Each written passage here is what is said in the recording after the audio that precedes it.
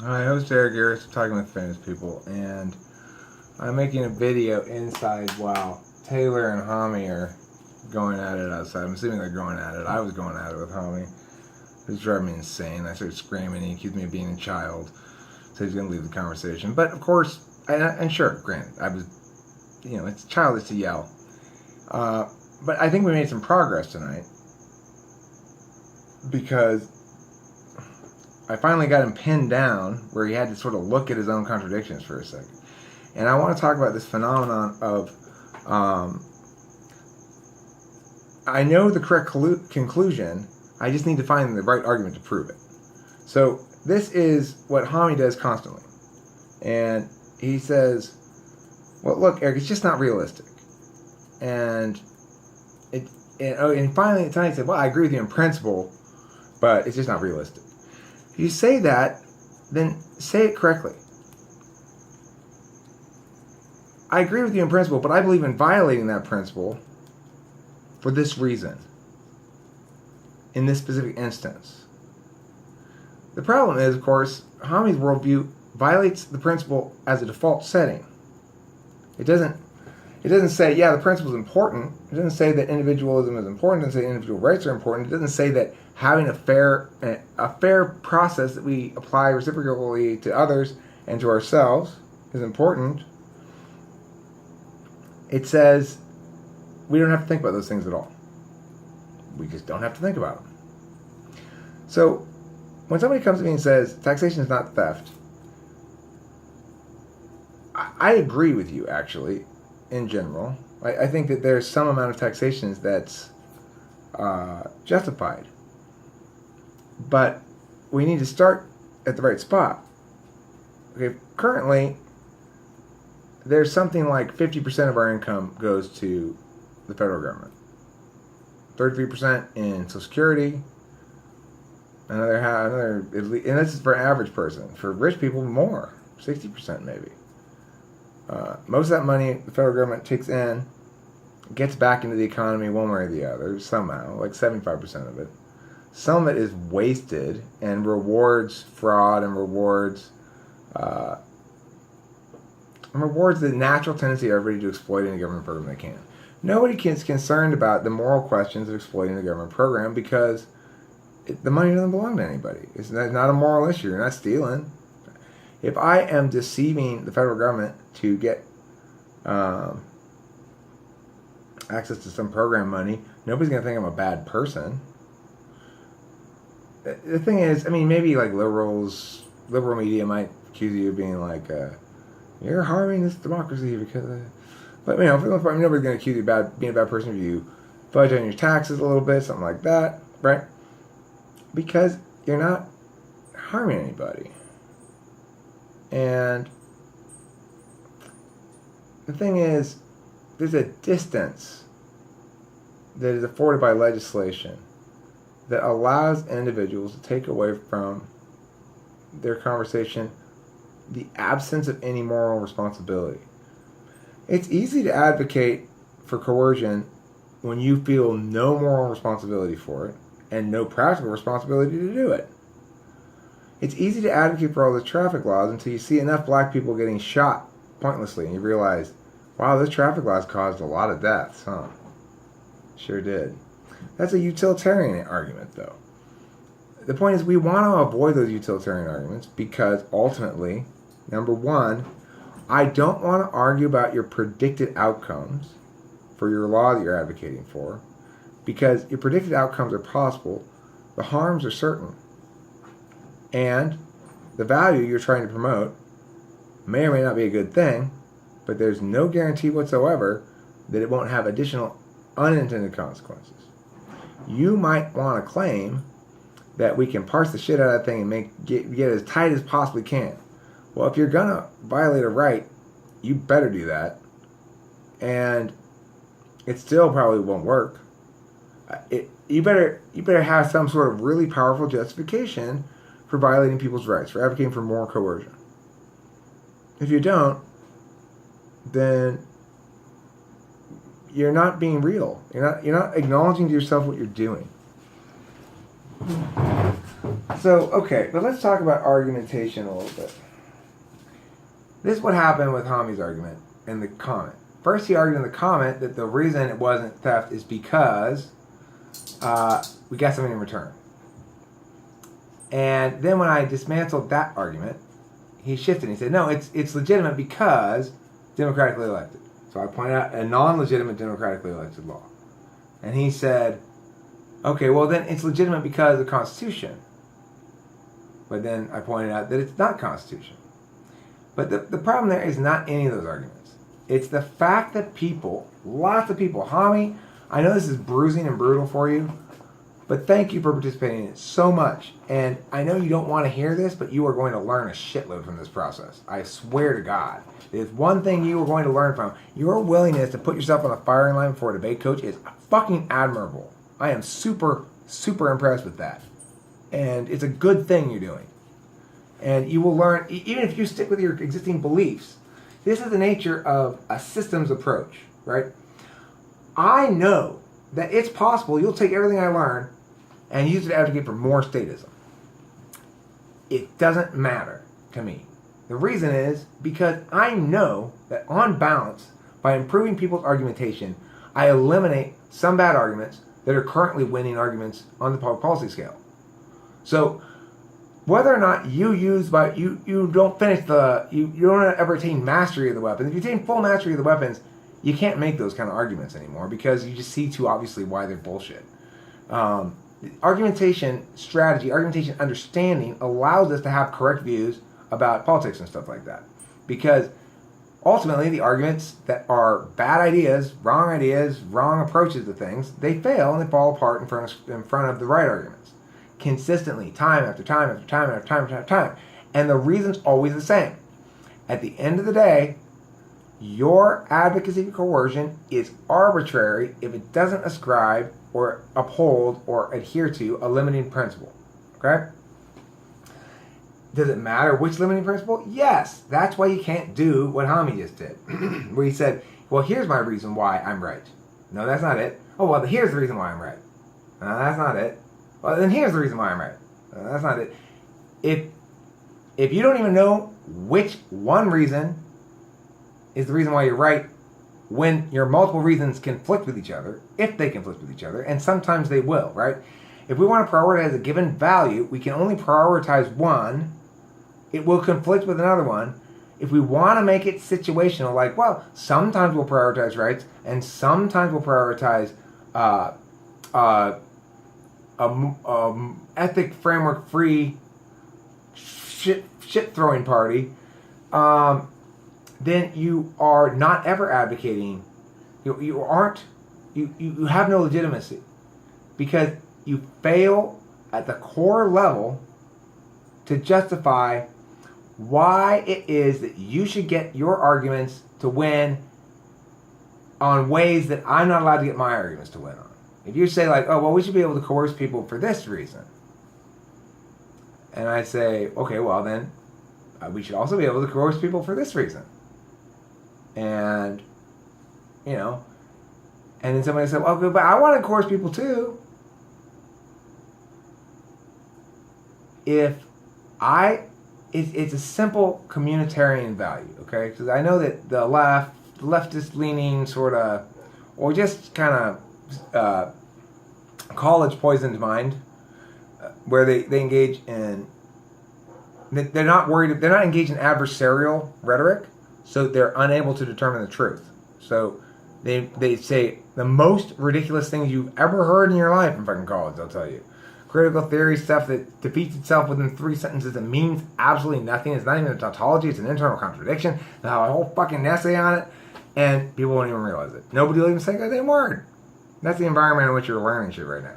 No, that's not true, Hami. There is an environment in which you're learning shit. It's called talking with fans. And once again, I commend your being here. So, why do we have to pick a reason? Well, because know that whenever you advocate for something, because the government should do X because of Y. Be very, very careful with that Y. Because remember, if you can't uphold the notion that somebody who could, in theory, if somebody could use Y to do exactly what you don't want to have happen, then you don't want to use Y at all, because you're empowering somebody else to do the exact policy you don't want, whatever it might be. So if you're a liberal and you don't want to see defense contractors, well, you need to come up with an argument that doesn't get rid of your social programs too. Okay, you can't make these libertarian arguments. If you want to keep your social programs but get rid of the defense, but pare back the defense contractor industries and what's it called, military and industrial complex. You can't do that through libertarian arguments, because then you have to get rid of your social programs too. So one thing that making the right arguments does, it forces you to be consistent and to realize the number one rule for being consistent with yourself is to understand that if you're not consistent, then everything you're saying is completely arbitrary. And all the reasons you're giving, they're the same thing as just saying, because I feel like it. If you think that the answer to the question that why taxation is not theft is that because we get something in return, then you understand neither taxation nor theft. If that was your reason and you were wrong about it, then at that point you say, okay, actually maybe it is theft, is the only correct response. If you say, yeah, but here's another reason, unless those reasons complement one another, then you're not answering the question, but what mechanism are you using to determine legitimacy? And you have to answer that question. Otherwise, it just might makes right. Well, because they have the most political power, so they get to force us all to do whatever the fuck they want. Eventually we did walk down to the Constitution, but see, that's not the answer either, really, in terms of, it's a good answer for America, but we do have some problems with it. As Hami correctly pointed out, the Supreme Court has ruled a lot of that stuff is constitutional. There are examples of unconstitutional stuff being good in the past. Nobody's disputing that the breaking up of the monopolies was a good thing, and I'm not sure that was constitutional, but it certainly supported the free market and the development of the economy. Now Hami wants to claim that the New Deal improved the economy, but the New Deal has robbed everybody of 33% of their wealth. So it's a pretty hard claim to make. It's hard to say that the country would be worse off if we didn't give disability and old people money from Social Security, but instead we gave every working American back 33% of their money. Now you might make the claim that it would harm those old people and that it would harm the disabled people. That's a fine claim to make. But what you cannot do is claim that the return of the third of your wealth generation that is currently seized to be held supposedly for your retirement later. That's Social Security, right? They take 33% of your paycheck, put it into a big account, and say later when you're old, we'll give it back to you. Remember this, okay? It's important. Now, of course, if you're younger than me, you will never see a cent. You'll lose 33% of your check for your entire life, and you'll never see a cent. Whereas my parents have a lot of money. They've got a shitload of money. Why do they have so much money? Well, they've got their pensions from the government, the state of California. My dad was given a golden handshake. They both are at, I think, 75% of their peak earning for the rest of their lives. My dad retired when he was 60. He's 80 now. So he's made 75% of his yearly salary for 22 years now. In addition to all, of course, of his stock investments and stuff like that. Now, Hami would say, well, he doesn't deserve that money, that pension money. That's bullshit, Eric. Well, but he paid into it. Government paid into it with taxpayer dollars, too. It's like half taxpayers' dollars, maybe, half his dollars. So should we take out his tax dollars? Should we take out his part of those dollars and make him pay those back in taxes again, and then they can give him back to him again, or what? I don't understand. Is it okay for my dad to have such a fat pension from the state of California, funded with half taxpayers' dollars? Keeping in mind that he's got a massive stock portfolio, rental properties. He also gets his Social Security money back too. Now, I'd be okay with my parents not getting their Social Security check back and everybody else getting all their money back. I mean, they should still get their money back they put in Social Security, but they're going to get their money back. That's not a problem. They get all their money back they paid in. They paid in old dollars that were cheap. I mean, they were worth a lot.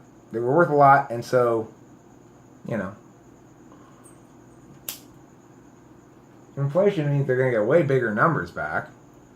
Even with inflation, I won't even touch the number I paid in. Not even close. And if you are under my age, you're gonna get fucking reamed for your entire life supporting old people you don't know, you don't care about. They're already richer than you because they had better access to a resource-rich world. They've got fat pensions from the government already. And you want to spend your life paying into Social Security to support them because somebody might need it. Well, then fuck it, Eric. Let's not let the rich people have their Social Security money back. So then you're saying let's have a progressive tax and just take 33% of your money and just give it to other people? And the progressive tax? And massively tax them? Look, at some point you're going to have to say, fuck, we need to have a limiting principle. We need to. It's not fair. And it's not effective. The country and the economy are not better off by the removal of 33% of the wealth from the country to withhold it for decades and give it back to them later, denying them any opportunity to invest that money, grow that wealth, or use that money for whatever purposes they want. And then to not even deliver on the promise, to not even get your money back in retirement. Now, Hami, the thing is, Social Security may or may not be something you're advocating for. But what I want you to understand is the one takeaway from this video is that if you win the advocacy on arbitrariness, that it's okay to arbitrarily hold a position and advocate a position without a metric to understand when and where you should apply this coercion, that you get Social Security. Okay? You always want to talk about what's realistic and what works. This is what's realistic. If we don't adhere to principles, then, Hami, what you get is to get bent over and fucked for your entire life to help give rich people with fat state pensions and massive stock portfolios a little extra spending change. And just because someone out there has told you that it helps the poor, helps the disabled, and you've accepted that reality, that it helps them. I'm not saying it doesn't. I mean, I'm sure it helps my parents too. Do they need it? No. Oh, the disabled people do need it, Eric. They need it very badly. Well, how about if everybody in their family gets 33% more money in their paycheck? Do you think their family might be able to take care of them? Well, some people don't have a family. We can't achieve perfection, okay? We can't. And in fact, making everything way worse by removing 33% of the wealth of the economy and pulling that wealth out of doing work in the economy, investing in stuff, for as long as 50 years is not a good idea. And it doesn't have good outcomes, it has terrible outcomes. But you don't notice them because you don't have the perspective to say, oh, that's right, this is what it felt like to be 33% richer, to have everybody in the country be 33% richer. You don't have that to compare against. So you say it's not realistic. But what I'm telling you is, I'm not saying is it a realistic description of how it is now.